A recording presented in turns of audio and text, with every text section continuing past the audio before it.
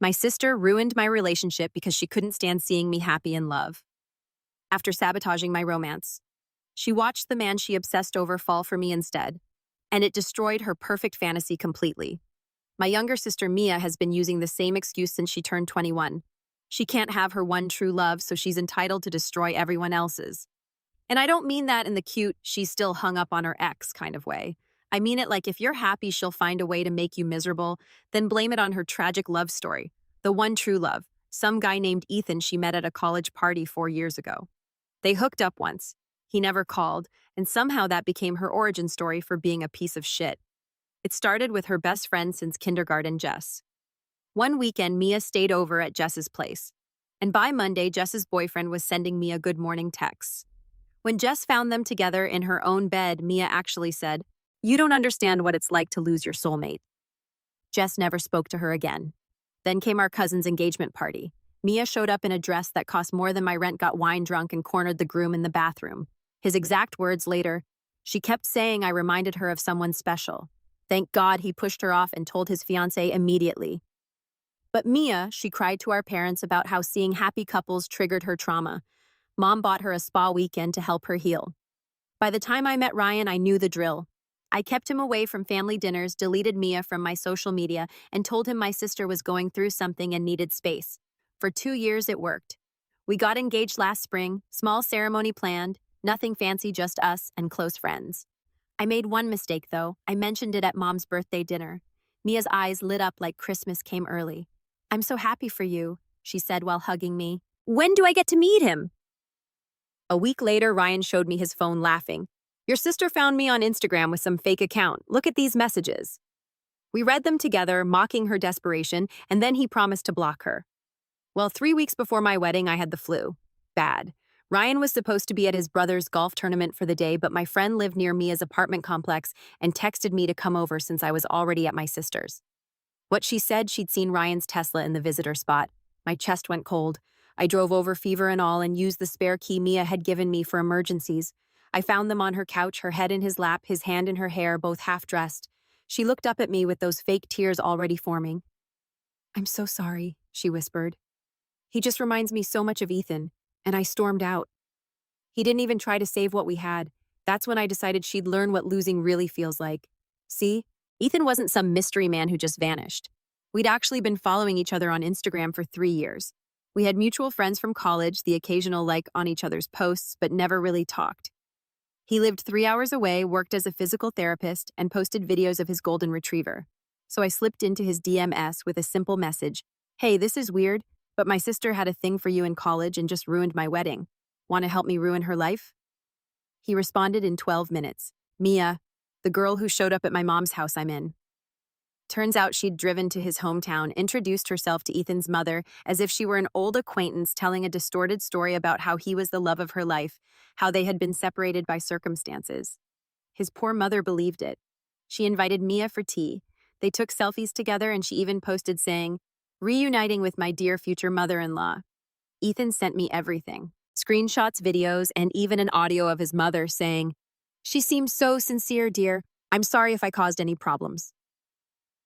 That's when I knew Mia wasn't going to stop. She didn't know how to love, only how to possess, and what she couldn't have, she destroyed.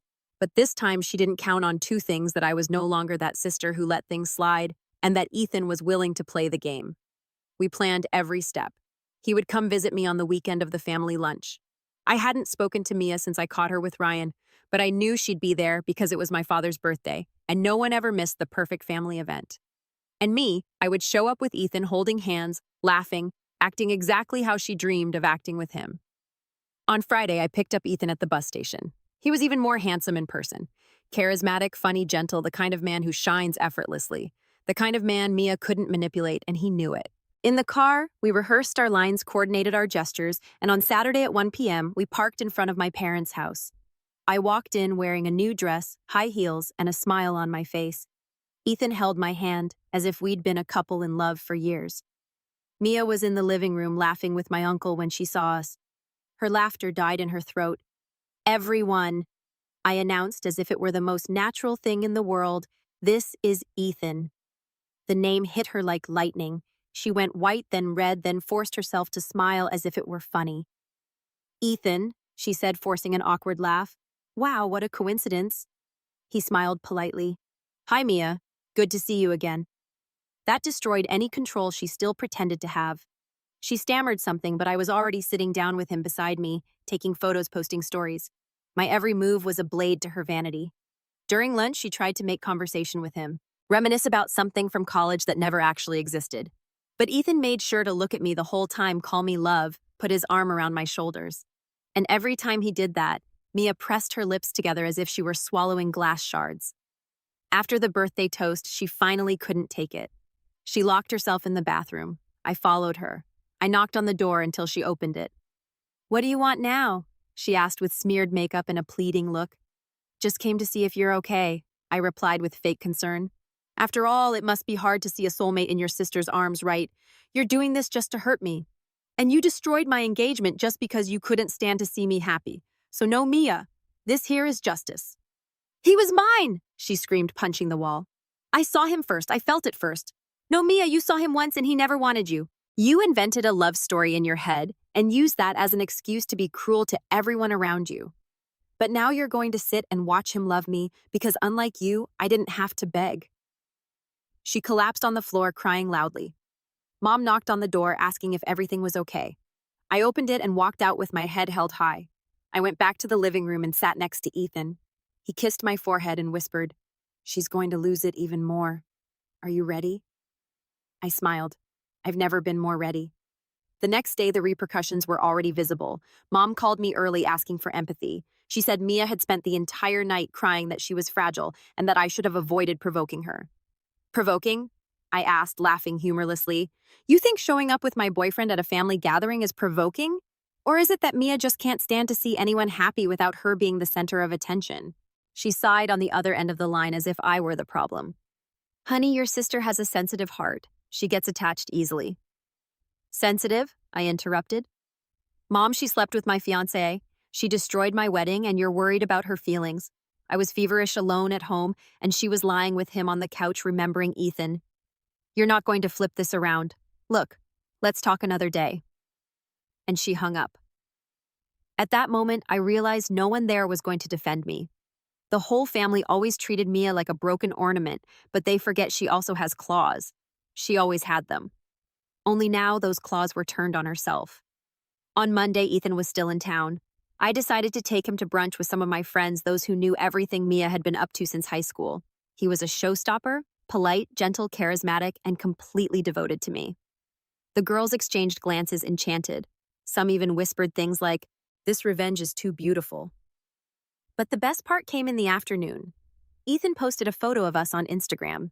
The two of us hugging in a park. Simple caption, "Sometimes love appears when you least expect it." The comments started discreetly. A cousin, a former classmate, heart emojis. But then Mia showed up. Kamia's soulmate commented, "This is disgusting. You know what he means to me." Ethan liked her comment and replied with surgical precision, "We hooked up once, Mia. Once. And you followed me down the street the next day. That's not love, it's obsession." Boom! In less than an hour, the post became a topic in our social circles. People who had known Mia since high school started commenting things like, "Finally someone said it. I always thought the way she talked about him was strange. Karma exists." She stayed silent on the post but sent me a series of voice messages on WhatsApp, crying, screaming, asking how I could use him against her. One of the voice messages ended with, "You're destroying my life for revenge." I replied with a simple text, "No, I'm just showing how to rebuild after being destroyed, something you never knew how to do." And then without any ceremony, I blocked her. But I still wasn't finished. Not yet. I knew she wouldn't let it go easily. And sure enough, on Thursday night, I got a notification. Mia had made a post on Instagram, a selfie with a crying face, swollen eyes, that low bedroom lighting, and the caption, "It's hard to see your sister steal the man you love, laugh at your pain, and be applauded for it. I'm not perfect, but no one deserves this." Over 1,000 likes, people commenting, "Stay strong, take care, you'll get through this." And what hurt the most? Some people close to me reposted it. The next morning, I went to my parents' house. Mom answered the door surprised. "What are you doing here?" "I came to talk with everyone." I walked in. Dad was in the living room. Mia came down the stairs as if she were at a funeral in sweatpants, hair tied back, that "I'm the victim" face. "Did something happen?" she asked almost sweetly. Something did happen. Enough of you manipulating everyone and coming out like you're the poor victim. I stopped in the center of the living room, looked at both of them. Mom? Dad, did you see the post? Do you really think it's fair? Do you remember who destroyed whose engagement? Honey, this isn't how you solve. Mom tried. No, now you're going to listen. I turned to Mia. You seduced Ryan. You stabbed me in the back. You said sorry with fake tears and thought you'd continue being the family princess. But now the tables have turned. Now you're the one on the ground crying and no one's going to save you this time because it's not a sad post that will erase the screenshots, the voice messages, the testimonies. Everyone saw who you really are. The mask fell, Mia. She stayed silent, crying. Dad looked down. I'm tired of being the forgotten daughter while you put on little shows. Enough. The stage is mine now. And the audience, they're on my side. I left without waiting for an answer. In the car, Ethan was behind the wheel with the radio on and a coffee for me in the cup holder.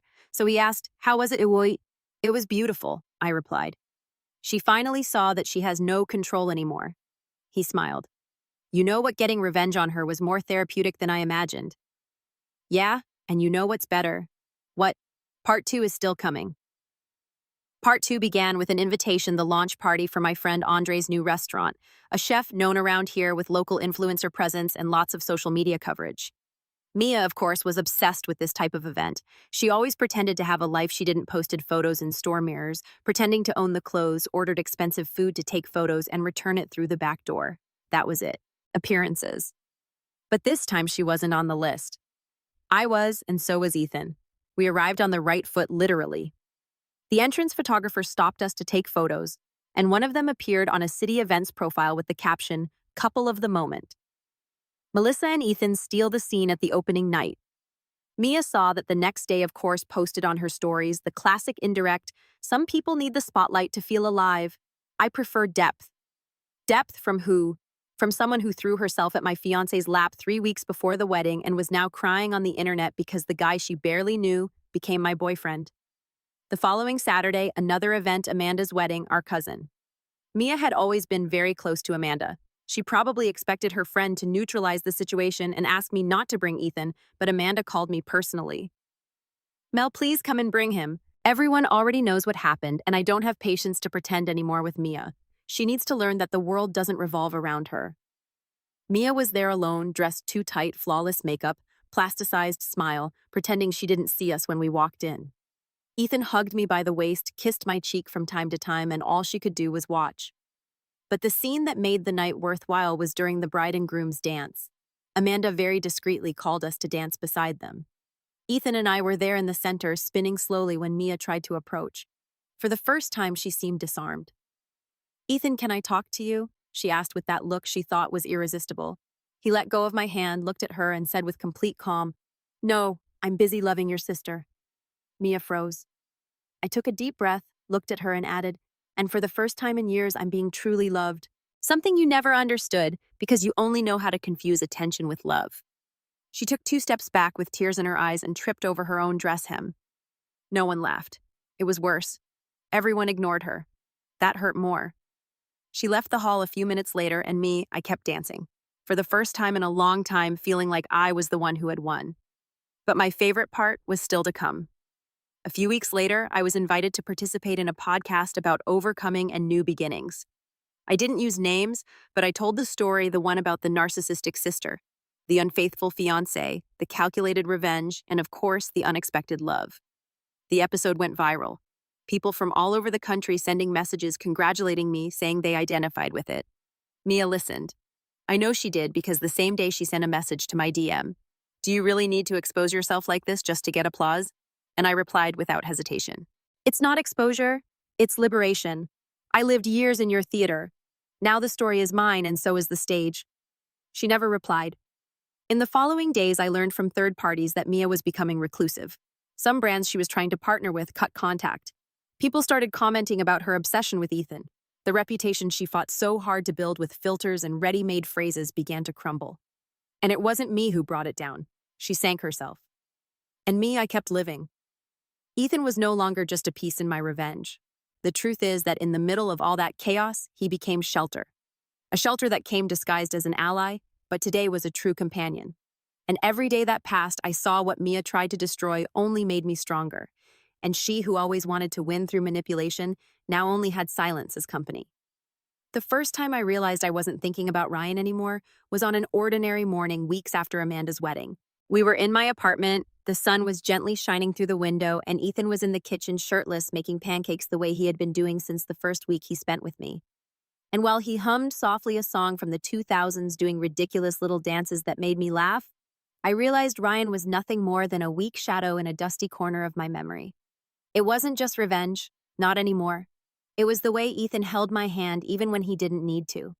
It was how he listened to my childhood stories with a sincere smile, even though he already knew them all. It was how he looked at me while I read a book on the couch as if he didn't need anything else in the world. I didn't expect this. When I called him in that impulsive message to help destroy my sister's fantasy, I thought it would be temporary, that he would pretend for a while until Mia gave up, until I felt avenged, and then life would return to normal. But it didn't return. Ethan became routine presence. Security. He met my friends, integrated into my work circle, started leaving toothbrushes and t-shirts at my house. When my car broke down, he was the first to show up with coffee and a tow truck. When I had an anxiety attack before an important presentation, he sat with me on the kitchen floor and stayed silent, just holding my hand until I could breathe again. And Ryan? Not even a thought, not one comparison, nothing. He who was once the center of my world was now irrelevant, because now I had someone who was present even on ordinary days. Ryan was made of future promises, Ethan of present actions. One night, we went to dinner at a new restaurant that opened in town. Nothing fancy, just a nice atmosphere and good food. When we sat down, Ethan held my hand across the table and said with that light tone I already knew well, "You know what's funny? We started this to fool your sister, but I never pretended anything." I was silent for a few seconds, my heart racing. "I'm not pretending anymore either," I replied with an almost embarrassed smile. He laughed and raised his wineglass. "To the best revenge, then." "No," I corrected. "To what comes after." Then we toasted, and for the first time in a long time I was at peace. Without resentment, without ghosts, without wanting someone to notice or validate me. I was there for myself, and so was he. A few days later, walking through downtown, I saw Ryan alone, walking with his head down as if the world was too heavy. It was automatic. I looked away, not from pain, but because it simply didn't matter anymore. He saw me, hesitated, almost came to talk. But when he noticed Ethan approaching and intertwining his fingers with mine, he backed away. Maybe he finally understood that there was no more space for him. That the place he wasted with lies and omissions was now occupied by someone who, without promising anything, gave me everything. That night I hugged Ethan tighter and whispered without thinking much, "Thank you for showing up." He looked at me with that calm smile that said everything, even in silence. And I knew revenge gave me justice. But it was the after that gave me love. Months passed, and what began as a sharp response to my sister's poison became the sweetest part of my life. Ethan was no longer a plan, a move, a well-orchestrated provocation. He was my home, my partner in silences and laughter.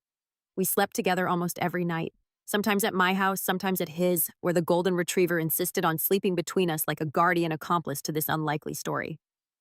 He officially asked me to be his girlfriend on a simple night on the couch while we ate pizza straight from the box and watched a silly documentary about marine life.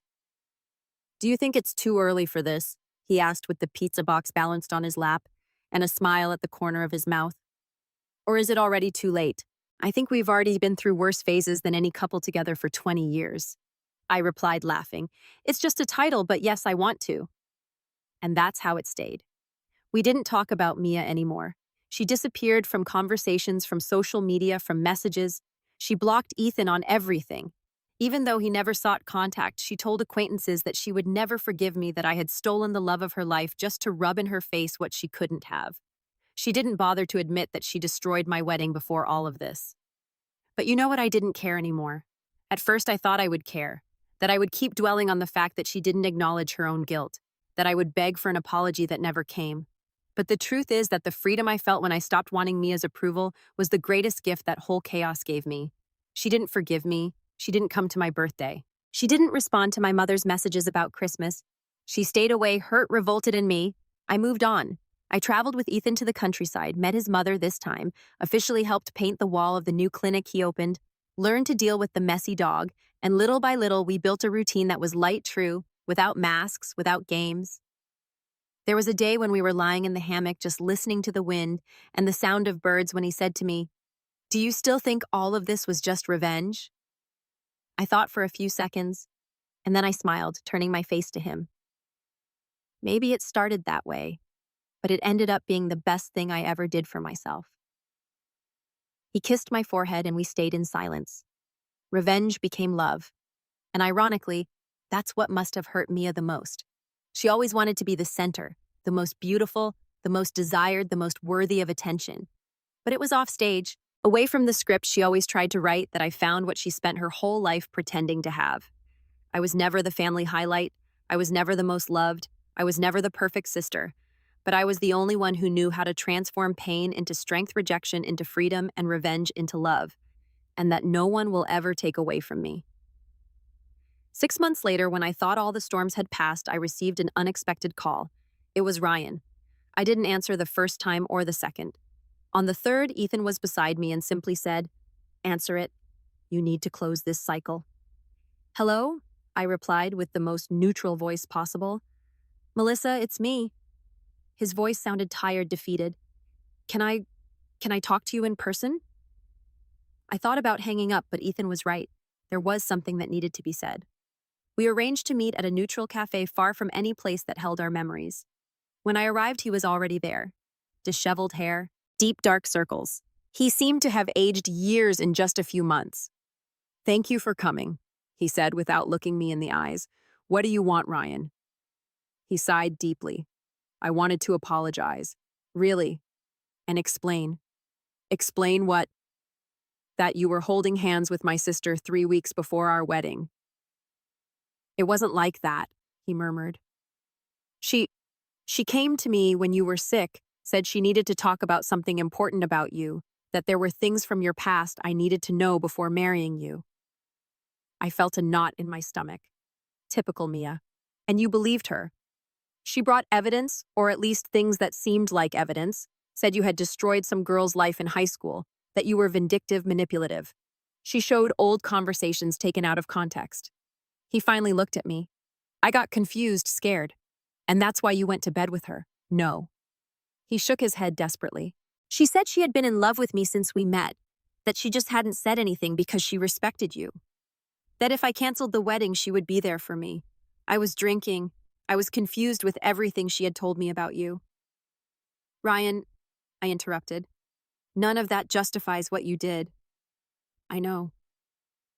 Tears began to form in his eyes. 5 minutes after you left, I understood. I understood that she had manipulated me, that all of it was lies, that I had destroyed the best thing in my life because of her. I remained silent for a long time. You know what hurts me most, Ryan? It's not even what you did. It's that you didn't trust me. In 2 years together, you believed her words more than who I really was. He lowered his head. I tried calling you afterward 1,000 times. I went to your house, but you were never there. Until I saw the photos with him, and I understood it was too late. It was too late the moment you put your hand in her hair, I replied, standing up. But thank you for explaining. It helps me be sure I made the right choice. He looked at me one last time. Are you happy with him? I smiled for the first time during the entire conversation, happier than I imagined I could be. And I left without resentment, just with the certainty that some doors need to be closed for others to open completely. The conversation with my family was harder. It took 3 months before my mother called asking us to talk. She suggested lunch, just the two of us, to work things out. I found a different woman, older, more tired. The wrinkles around her eyes seemed deeper. How are you? She asked, hesitant. Good, Mom. Very good. And Ethan? He's good too. We're good. She nodded nervously, fidgeting with her napkin. I need to apologize to you, she finally said, for all the years that I didn't see clearly. I felt my chest tighten. Mom, no.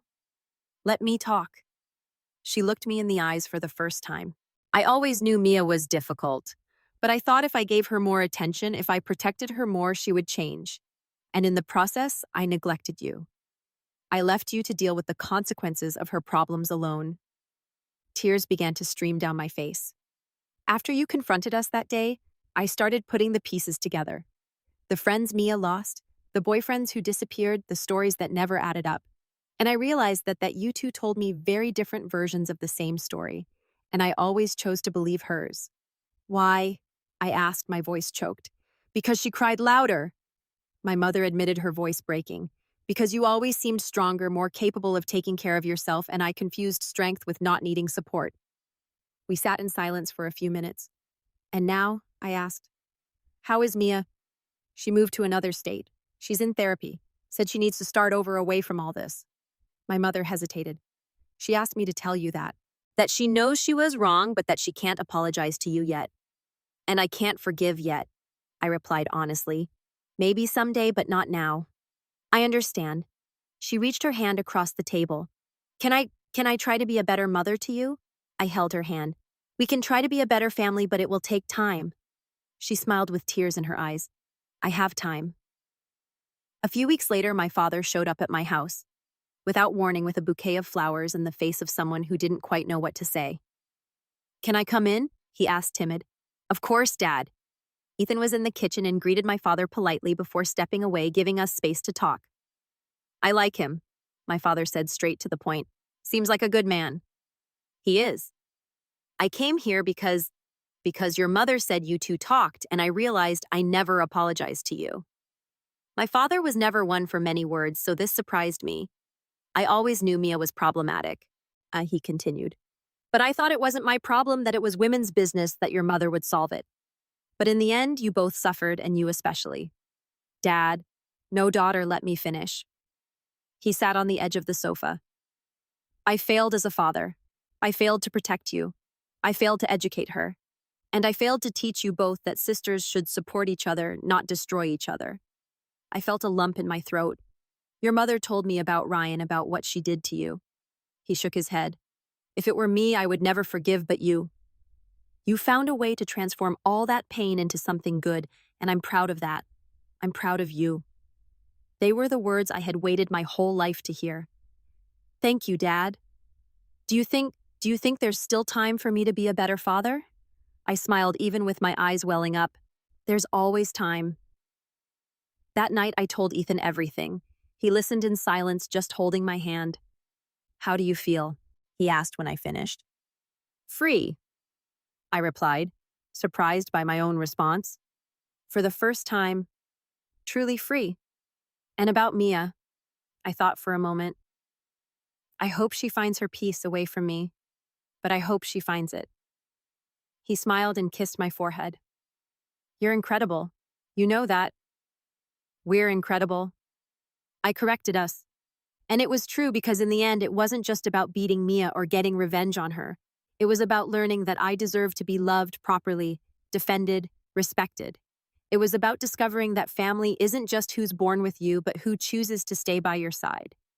It was about realizing that sometimes, to find the love of your life, you first need to stop accepting crumbs from those who never valued you. And today, when I wake up next to Ethan, with the dog sleeping at our feet, I know all the battles were worth it, because they brought me here. To him, to us, to peace.